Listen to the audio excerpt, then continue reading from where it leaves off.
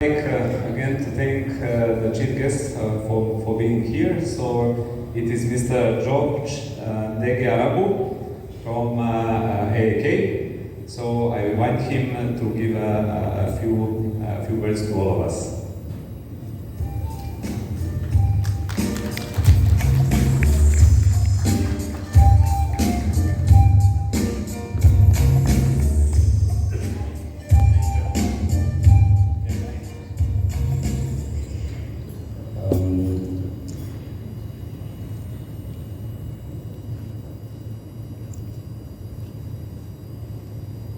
Thank you, Melutin.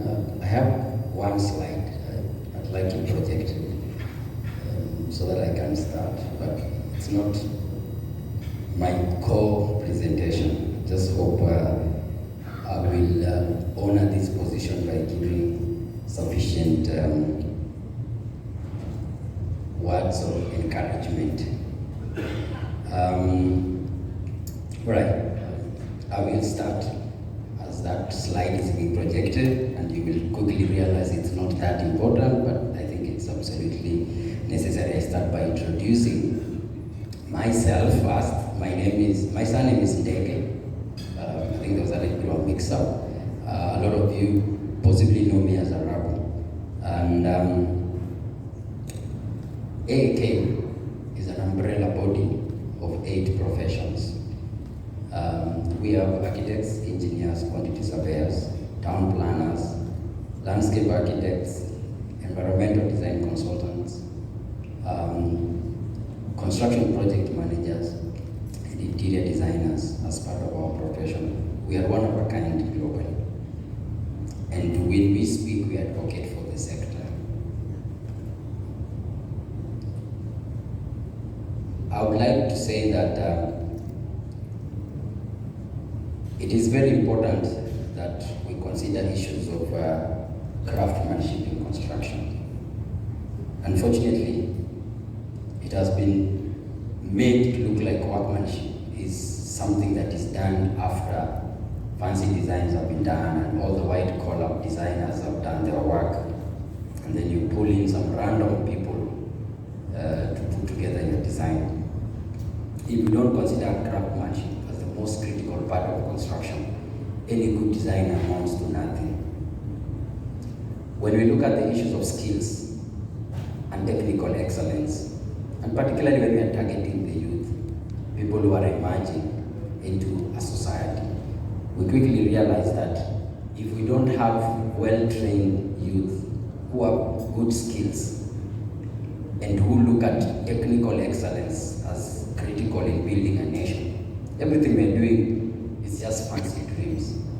As an architect, I realized that I spend a lot of time designing, but the moment when the rubber meets the road, and I've got to convince a builder somewhere, I've got to make that builder believe in my design and be able to deliver it as I imagined it, I quickly realized that if that builder is a random relative of the client, is a phone who was picked from the roadside, and all he's doing is making him a living.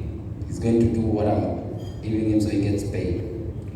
It becomes very difficult for me to actually go around saying, I built that house. And now, a lot of times we find designers denouncing their projects or even keeping quiet about them because the execution never lived up to the dream they had. In terms of regional integration and professional standards, I would like to put this to you that as AAK, we are very big regionally, and we believe that sharing of knowledge across borders is very critical. I've had situations where I've referred a client to a mason in Uganda. I've had situations where I've actually referenced brick makers in Kigali, because I think we are a very small region with shared values that we can actually learn from each other. And I thank Sika for looking at this thing not as a Kenyan thing, but rather as a regional thing. And AAK, for example, has affiliations to East Africa Institute of Architects, where we regularly meet with our peers and we discuss issues of construction and we learn from each other. The last time I was in Kampala, we were doing a build to a project done by a West African architect. in the middle of Kampala in an informal settlement, a very beautiful building that could only be achieved with qualified technical hands, not just a beautiful plan. The role of industry players like Sika, especially because you are not necessarily, in the element of design and all that, is very critical. And I would look at it from the issue of having a brand that is 115 years old, and looking at it that you are not only just trying to sell products, but really to think about how do we become industry leaders in a space where there are not enough qualified people to apply our product. And I think the gain you will get much later is not just people referring your products, but I think a good product can only come out when it's done very well. And it doesn't matter how much money you spend on, for example, an expensive tile from Spain, or from India, or a good sanitary ware from Egypt. If you have the person putting it together, bonding it, sealing it, fixing it, not understanding it, it will amount to, of course, again, nothing. To the finalists and the participants, I think just being part of this is important, and I wish even the Ugandans would have come, not necessarily because they won, but just because they participated. It is very difficult to participate in competitions, and a lot of guys opt not to, but just to put yourself there and to learn with your peers is what makes the difference. Of course, if you go to Morocco, I think you're going there as an East African. Just remember that. Don't go there as a Rwandese or a Kenyan. Looking ahead,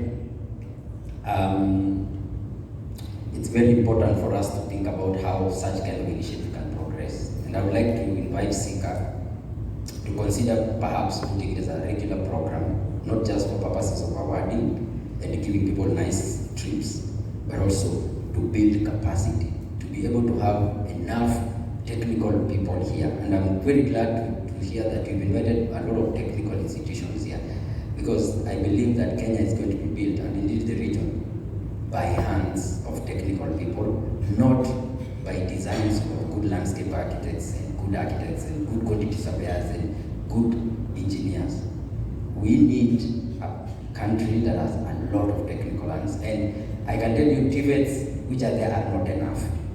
I struggle to get plumbers and electricians who are qualified, and it's obvious because the last statistics by the National Building Inspector and the National Construction Authority actually found out that 75% of technicians in Kenya learn on the job.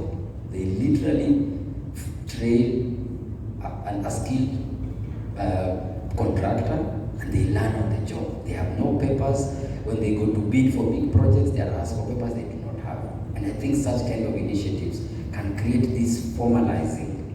And in closing, the biggest challenge we've got right now in the construction sector, in Kenya particularly, is how do we professionalize the trade? And by professionalizing, I'm not talking about throwing in an engineer or an architect. I'm talking about a tiler reading the building code and tiling or doing their work as per the provisions of the building code. A tiler being sensitive to the nuances of what are the tolerances of mistakes? Do I wait for the architect to come and tell me this tile is wrong? No.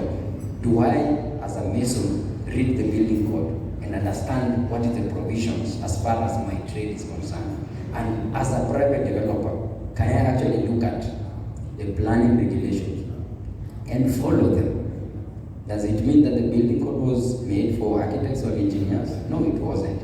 It is made for everyone who is engaged in urban planning and building in Kenya. And majority of them, possibly 90%, are technicians and technologists. And I hope this is the first step towards making sure that these people are recognized and they are given the responsibilities with the regulations and, of course, the necessary space that they can be able to act like professionals. And I think it's unfortunate that we think someone with a diploma is not a professional in this country. We think professionals are people who are degrees and all that. It's very sad. But I think that's going to change. And with this initiative, I thank Sika and I think we'll go very far. Thank you for listening to me, and looking forward to the meal, of course. Thank you. Yes, sir. Makofi tafadhali. Thank you very much, Mr. President, AAK.